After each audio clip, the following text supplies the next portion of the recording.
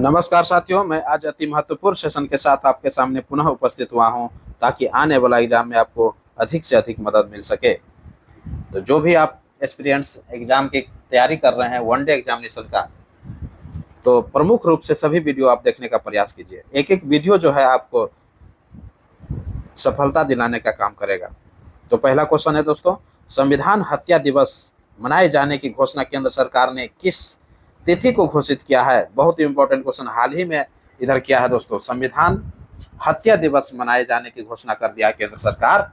वो किस दिन को किया है, किस तारीख को कर दिया है? तो 25 जून को किया है। अब हर वर्ष जो है 25 जून को संविधान हत्या दिवस मनाए जाने का प्रावधान रहेगा। तो हर वर्ष अब 25 जून को क्या मनाया जाएगा? संविधान हत्या दिवस। क्लियर हो गया होगा। 25 जून के दिन ही संविधान का हत्या दिवस क्यों मनाए जाने की घोषणा किया केंद्र सरकार ने? तो इसका मुख्य कारण जो रहा कि 25 जून 1975 के दिन ही देश में इंदिरा सरकार के द्वारा क्या हुआ था? आपातकाल की घोषणा किया गया था। इसी दिन के लिए यही कारण रहा है कि संविधान हत्या दिवस जो है 25 जून को मनाए जाने की घोषणा कर दिया गया है केंद्र सरकार के द्वारा। क्लियर हो गया होगा। नेक्स्ट क्वेश्चन देख लेते हैं। यूएन के द्वारा भारत की जनसंख्या 2060 तक कितना अनुमान लगाया है? देखिए, बहुत इंपॉर्टेंट क्वेश्चन है। 2060 की अनुमान जो लगाया है यूएन के द्वारा, वो भारत की जनसंख्या कितना हो जाएगा दोस्तों? तो 1.7 अरब हो जाएगा। कितना हो जाएगा? 1.7 अरब हो जाएगा। कब? 2060 तक। ये किसने अनुमान लगाया है? तो यूएन के द्वारा, संयुक्त राष्ट्र के द्वारा। क्लियर। तो ये जो है विश्व में जो है क्या हो जाएगा? ये विश्व में प्रथम स्थान पर रहेगा। 1.7 अरब के साथ ये विश्व में क्या हो जाएगा? प्रथम स्थान के साथ ये पहला स्थान पर रहेगा। क्लियर। तो यूएन के द्वारा भारत की जनसंख्या 2060 तक कितना अनुमान लगाया है? 1.7 अरब लगाया है, जो कि विश्व में प्रथम स्थान पर काबिज रहेगा। क्लियर। भारत। नेक्स्ट क्वेश्चन है, भारत के विभाजन का बाल्कन प्लान उपज था। भारत के विभाजन का बाल्कन प्लान उपज था। तो किसका उपज था दोस्तों? तो माउंटबेटन का था। किसका था? Mountbatten. Option C. Next question है, लाल त्रिकोण किसका प्रतीक चिन्ह है? लाल त्रिकोण किसका प्रतीक चिन्ह है? तो लाल त्रिकोण जो है परिवार नियोजन कार्यक्रम का है। किसका है? परिवार नियोजन कार्यक्रम का है। ऑप्शन ए हो जाएगा। नेक्स्ट क्वेश्चन है, दक्षिण भारत में सिंचाई व्यवस्था का अग्रदूत किसे माना जाता है? दक्षिण भारत में सिंचाई व्यवस्था का अग्रदूत किसे माना जाता है? तो सर आर्थर कॉटन को माना जाता है। किसको माना जाता है? सर आर्थर कॉटन को माना जाता है। बहुत इंपॉर्टेंट है। Option B. नेक्स्ट क्वेश्चन, किस नदी पर विश्व का सबसे बड़ा नदी द्वीप है? देखिए, बहुत इंपॉर्टेंट क्वेश्चन। किस नदी पर विश्व का सबसे बड़ा नदी द्वीप है? तो ये ब्रह्मपुत्र नदी पर है दोस्तों। किस पर है? ब्रह्मपुत्र नदी पर है। ऑप्शन सी हो जाएगा। नेक्स्ट क्वेश्चन है, कैम्ब्रिज ने वर्ड ऑफ द ईयर 2022 किसे चुना है? कैम्ब्रिज यूनिवर्सिटी जो है दोस्तों, वो वर्ड ऑफ क्या है? वर्ड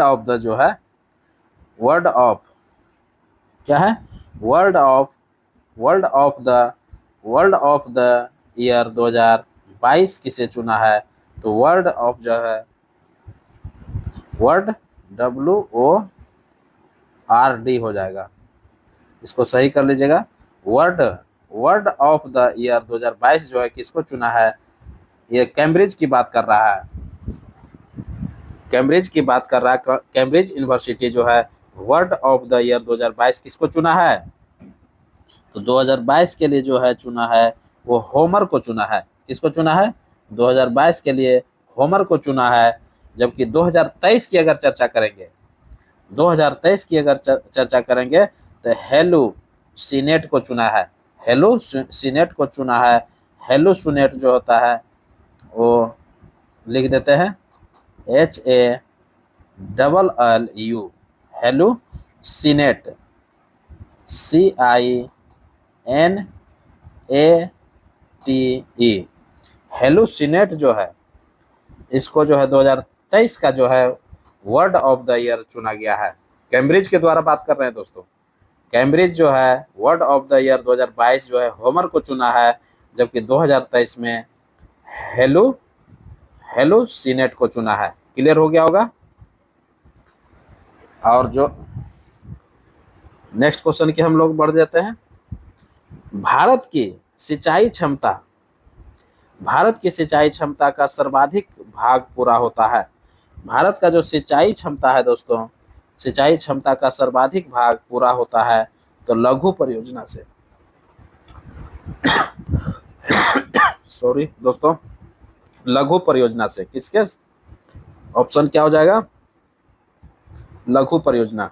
भारत की सिंचाई क्षमता का सर्वाधिक भाग जो है पूरा होता है लघु परियोजना के माध्यम से। क्लियर? ऑप्शन बी हो जाएगा। नेक्स्ट क्वेश्चन है सल्तनत। देखिए ये सल्तनत कालीन है दोस्तों, इसको सटा लीजिएगा आप लोग, टाइपिंग करने में मिस्टेक कर दिया है। सल्तनत कालीन शासन में वजीर ये वजीर जो है, इसको ब्रैकेट में कर लीजिएगा पीएम को। वजीर पीएम कौन से विभाग का प्रमुख होता है?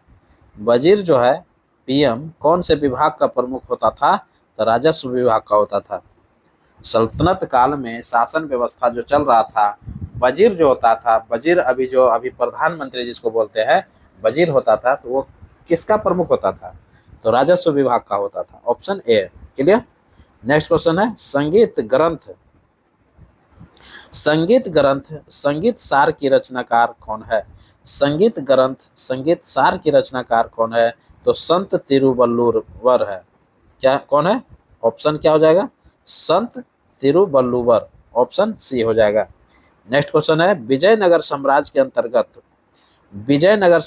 अंतर्गत कितने ग्राम पदाधिकारी अयंगर अनुदान से संबद्ध थे? देखिए बहुत इंपॉर्टेंट क्वेश्चन है। कह रहा है कि विजयनगर साम्राज्य के अंतर्गत कितने ग्राम पदाधिकारी अयंगर अनुदान से संबद्ध थे? तो 12 जो पदाधिकारी थे दोस्तों वो अयंगर अनुदान से संबद्ध थे। क्लियर? नेक्स्ट क्वेश्चन है उपराष्ट्रपति कब तक राष्ट्रपति के रूप में काम कर सकता है जबकि राष्ट्रपति का पद रिक्त है? उपराष्ट्रपति कब तक राष्ट्रपति के रूप में कार्य कर सकता है जबकि राष्ट्रपति का पद जो है रिक्त हो? तो 6 माह तक कार्य कर सकता है दोस्तों। कितने माह तक? 6 माह तक कार्य कर सकता है। 6 माह के अंदर क्या होता है? राष्ट्रपति का चुनाव कराना रहता है। ऑप्शन ए हो जाएगा। नेक्स्ट क्वेश्चन है किस धातु को केरोसिन में संरक्षित रखा जाता है? किस धातु को केरोसिन में संरक्षित रखा जाता है? तो सोडियम धातु को रखा जाता है। ऑप्शन ए हो जाएगा सोडियम। नेक्स्ट क्वेश्चन है जबकि जल में किसको रखा जाता है? फास्फोरस को जल में रखा जाता है। क्लियर? और केरोसिन तेल में सोडियम को रखा जाता है। ये क्लियर रखिएगा। सरसों के पौधों का कौन सा भाग खाने योग्य है? सरसों के पौधों का कौन सा भाग खाने योग्य है? तो सरसों का जो पौधा को खाते हैं दोस्तों, वो बीज को खाते हैं और पत्तियां को खाते हैं। किसको खाते हैं? बीज एवं पत्ती को खाते हैं। ऑप्शन बी हो जाएगा। नेक्स्ट क्वेश्चन है विधानसभा की बैठक हेतु गणपूर्ति है। तो गणपूर्ति जो है वो 1/10 भाग होता है दोस्तों। 1/10 भाग होता है कुल विधानसभा की बैठक पूर्ति, या तो किसी भी विधानसभा हो या लोकसभा हो या राज्यसभा हो, जिसका भी पूछ ले गणपूर्ति तो 1/10 होता है। ये ध्यान रखिएगा। ऑप्शन ए हो जाएगा। क्लियर? नेक्स्ट क्वेश्चन है कौन सही सुमेलित है? कौन सही सुमेलित नहीं है दोस्तों? ये देखिए नहीं कर दिया है, इसलिए ऑप्शन को बढ़िया से पढ़ना है, उसके बाद जो है टिक लगाना है, तभी जाके आपका सही आंसर होगा। क्लियर? तो कह रहा है कि चंदावर का युद्ध, किसका युद्ध? चंदावर का युद्ध 1194 में हुआ था। तो बिल्कुल जो है चंदावर का युद्ध जो है 1194 में हुआ था। ये बिल्कुल सही है। एक सही हो गया दोस्तों। दूसरा है घाघरा का युद्ध 1529 में हुआ था। ये बिल्कुल सही है। घाघरा का युद्ध जो है 1529 में हुआ था। क्लियर? तीसरा है कि तालीकोटा का युद्ध 1527 में हुआ था। बिल्कुल ये गलत है दोस्तों। तालीकोटा का युद्ध जो हुआ था 1565 में हुआ था। 1565 में विजयनगर साम्राज्य का पतन हो गया था, ये तालीकोटा के युद्ध के कारण। क्लियर? तो ऑप्शन क्या हो जाएगा? ये ऑप्शन सी हो जाएगा। कौन सुमेलित नहीं है? तो सी सुमेलित नहीं है दोस्तों, option C. Clear? Next question है, भारत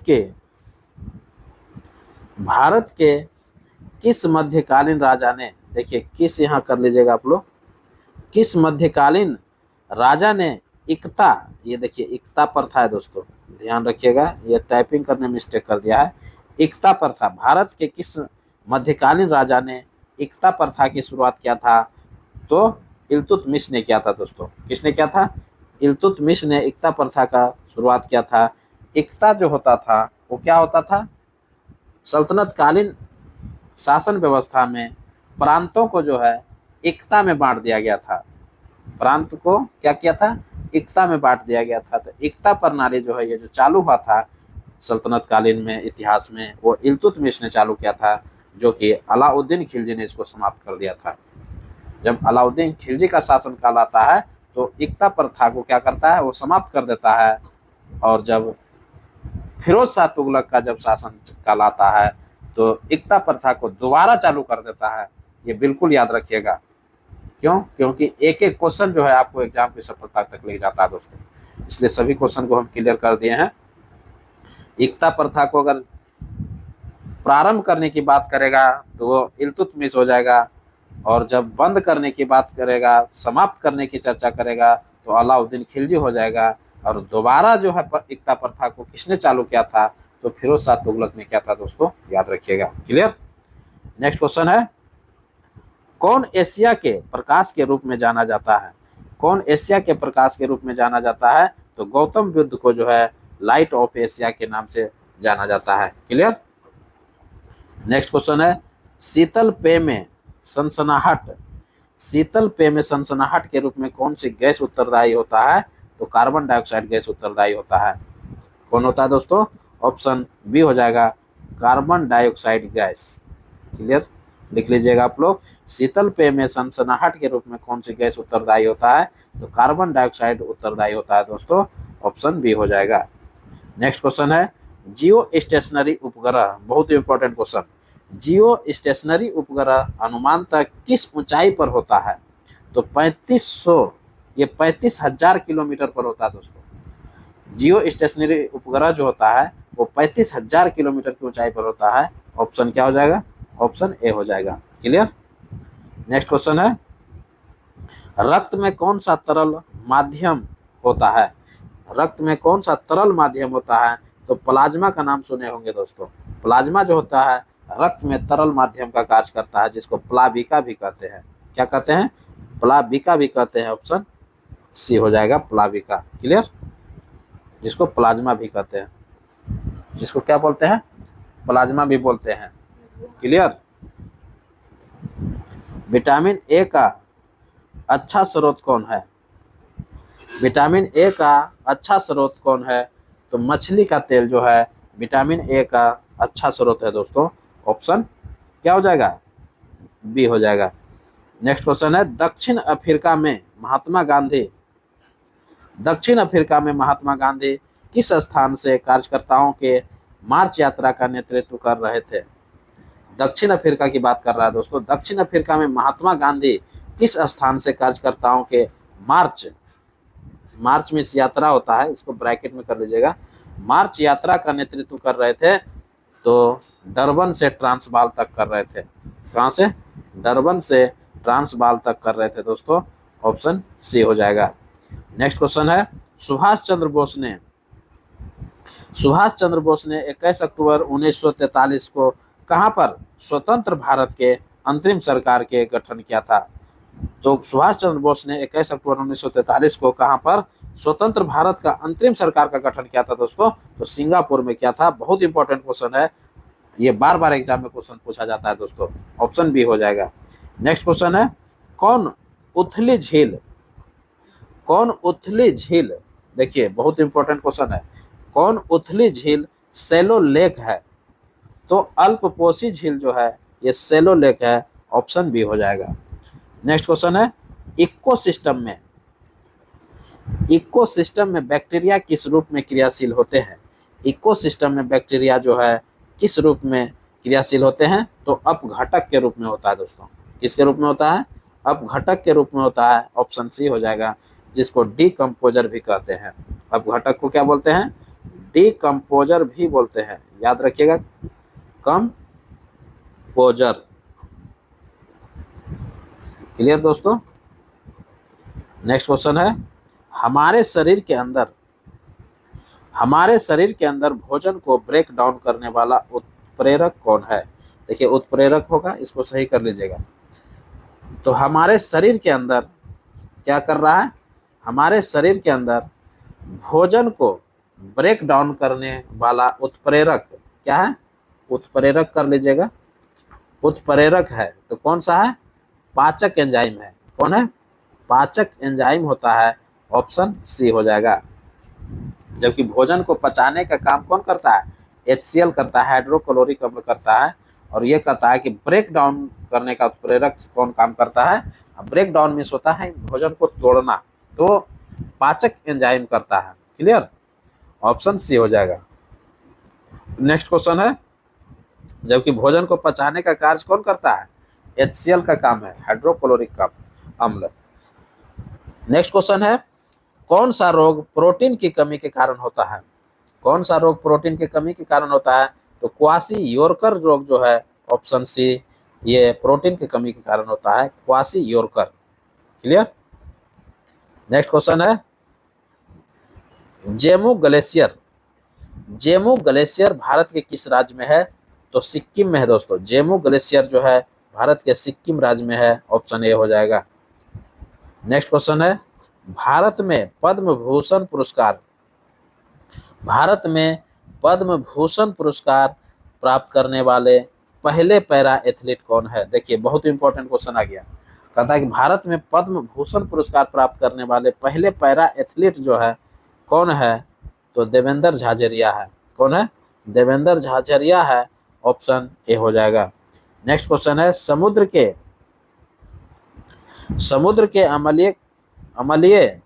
के अम्लीकरण हो जाएगा। यहाँ पर देखिए ये थोड़ा सा टाइपिंग करने में मिस्टेक कर दिया है, इसको अम्लीकरण कर लीजिएगा। समुद्र के अम्लीकरण के कारण जब समुद्र अधिक अम्लीय हो जाता है, देखिए समुद्र के अम्लीकरण के कारण जब समुद्र क्या होता है? अधिक अम्लीय हो जाता है, तो समुद्र के पीएच स्तर पर क्या प्रभाव पड़ेगा? पीएच स्तर पर क्या प्रभाव पड़ेगा? तो पीएच स्तर पर जो प्रभाव पड़ेगा, पीएच दोस्तों, तो पीएच स्तर पर जो प्रभाव पड़ेगा वो कम जाएगा। क्या हो जाएगा? कम हो जाएगा, ऑप्शन ए हो जाएगा, कमेगा। क्लियर? नेक्स्ट क्वेश्चन है, भारत के 16वें वित्त आयोग का अध्यक्ष किसे नियुक्त किया गया है? भारत के 16वें वित्त आयोग का अध्यक्ष जो है दोस्तों, डॉक्टर अरविंद पनगड़िया को नियुक्त किया गया है। किसको किया गया है? डॉक्टर अरविंद पनगड़िया को किया है। जबकि 15वें वित्त आयोग का अध्यक्ष NK सिंह थे। 15वां का कौन था? NK सिंह, याद रखिएगा। क्लियर? नेक्स्ट क्वेश्चन है, और प्रथम वित्त आयोग का अध्यक्ष कौन था दोस्तों? KC नियोगी, याद रखिएगा। तमिलनाडु में स्थित श्री रंगनाथ स्वामी मंदिर किस देवता को समर्पित है? तमिलनाडु में स्थित श्री रंगनाथ स्वामी मंदिर किस देवता को समर्पित है? तो कौन सा देवता को समर्पित है दोस्तों? तो विष्णु को है। विष्णु को है, ऑप्शन ए हो जाएगा। क्लियर? नेक्स्ट क्वेश्चन है, और ये अंतिम क्वेश्चन रहेगा। ये कह रहा है कि भारत के चुनाव आयोग को चुनाव कराने की शक्ति संविधान के किस अनुच्छेद से प्राप्त होता है? भारत का जो चुनाव आयोग है, इलेक्शन कमीशन, को चुनाव कराने की शक्ति जो है संविधान के किस अनुच्छेद से प्राप्त होता है? तो अनुच्छेद 324 के माध्यम से होता है दोस्तों। किसके माध्यम से होता है? अनुच्छेद 324 के माध्यम से होता है। क्लियर? और इलेक्शन कमीशन में जो है 3 सदस्यीय ये कमीशन है। इलेक्शन कमीशन कैसा है? ये 3 सदस्यीय कमीशन है, जिसमें से क्या होता है कि एक जो है मुख्य चुनाव आयुक्त होता है और 2 जो होता है अन्य चुनाव आयुक्त होता है, याद रखिएगा। क्लियर? एक क्या होता है? मुख्य चुनाव आयुक्त होता है और 2 को अन्य चुनाव आयुक्त होता है। वर्तमान की अगर चर्चा करें तो मुख्य चुनाव जो है आयुक्त जो है अभी कौन है? तो राजीव कुमार है। क्लियर? तो अब इसी के साथ अब हमको इजाजत दीजिए। मैं पुनः एक नए वीडियो के साथ आपके सामने उपस्थित होऊंगा। तब तक के लिए पढ़िए और नेक्स्ट वीडियो का इंतजार कीजिए। नमस्कार, जय हिंद।